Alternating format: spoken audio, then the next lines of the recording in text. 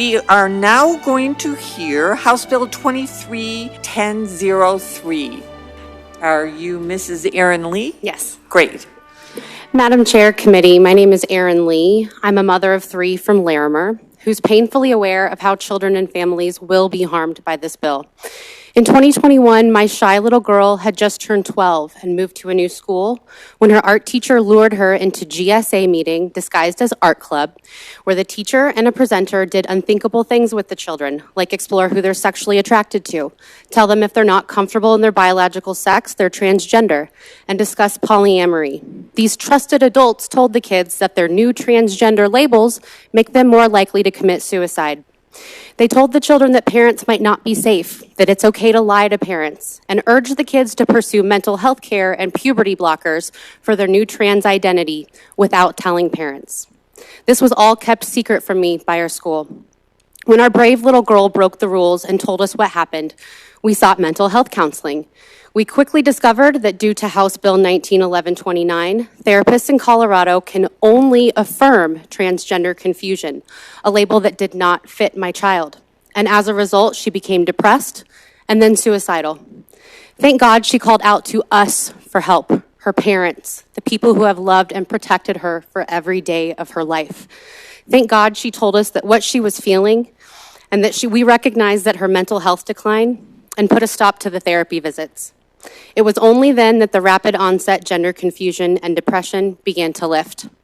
Our girl's happiness slowly returned after the therapy was replaced with positive alternatives that worked best for our girl. If my child did not break the rules and tell us about her gender confusion, therapy without familial involvement would have led to her worsened gender dysphoria, depression, and likely her suicide. I've experienced how a gender-confused 12-year-old needs her family to love and guide her, and how affirmation from a stranger titled therapist can cause mental health decline. Please do not exclude families from their children's mental health. Parents know what's best for their own children. There is so much evidence that parental support is pivotal to children's mental health. If my daughter hadn't come home and told me what happened in her classroom, if the school had referred her to a therapist, who we all know in this state is legally obligated to only affirm gender confusion, if the school and the therapist had pulled off the secret gender transition, my daughter would be dead. Thank God she's sitting right back there in the audience, supporting me opposing this bill. Please vote no on House Bill 23-1003. Please allow families to be involved in their children's mental health. Our children's lives depend on it. Thank you. Committee, do we have questions specific to the bill for this panel? Representative Holtorf. Thank you, Madam Vice Chair. The thing that's amazing about committee hearings is we have an opportunity to exchange thoughts and ideas and present different sides to every issue.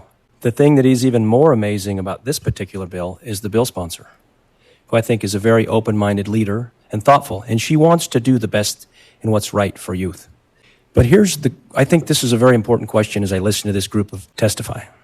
If there's something about this legislation that you could change to adjoin the parents and the faculty in the Behavioral Health Administration that's going to be, that's working on this issue in this bill, and bring that together so those lifelines are still there, what would that be that makes everybody's desire to help? Mrs. Lee. So for me, the primary thing that should be included is the guarantee of parental knowledge and consent for their child participating in this survey and this iMatter program. I have learned firsthand that when we don't have the opportunity to support our children, it has dire consequences. I firmly believe that if my daughter hadn't have come home and told me, even though she was encouraged not to tell me about her gender confusion and her mental health struggles, that she would be dead. So we're very fortunate that she chose to tell us. But in our school district, in the Poudre School District, there's actually guidance that the school nurses should not tell parents if a child is suicidal or cutting. So I know that if this program is implemented by my district, parents will not be informed of their children's mental health struggles. So there should be something in place that guarantees parents are informed.